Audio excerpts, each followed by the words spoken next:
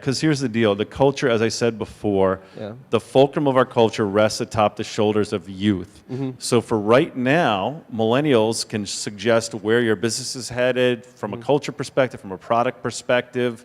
And the post generation, which is what I call the people after millennials, they're post all these huge changes in the culture, like post-Obama, post-9/11, post the desktop PC, and they also post their lives online, will be the next generation to pay attention to. To me, if we're all going to live into our 80s and 90s and whatnot, there was a thing in the New York Times a few weeks ago that said we're only as old as we think we are. Yeah. If we put everybody back in a room that has the posters from high school, shockingly, we revert back to that. I see some of my neighbors here. When we watch The Breakfast Club together, we drink 3 times as much as we would if we...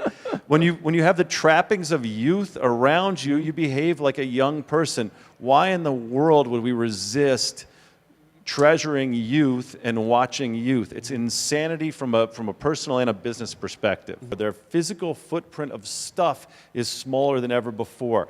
They're portable in terms of skills and literally portable in terms of their physical assets in ways that previous generations haven't been. So money is one motivator, but they've been aggressively digging out of debt, so they're not stuck with your job anymore. So I think money as a practical exchange of value between an employer and me is real. Millennials aren't interested in volunteering unless you're a not-for-profit. But I think that money isn't everything, and I think if you had the philosophical layer, you'd be surprised at the level of commitment and loyalty you'll get from employees. Yeah. And so the idea of singularity, where the machine and the human are indistinguishable. I'm a researcher now, which is a joke if anybody knew me growing up. I'm really a poet still that happens to be able to apply that to data.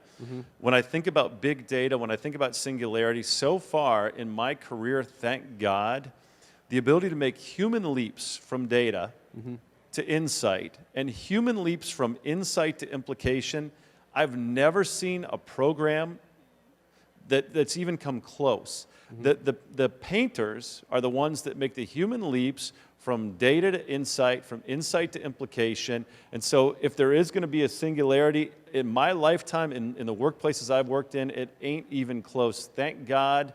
Liberal arts majors, artists, we still have a role even in the field of technology.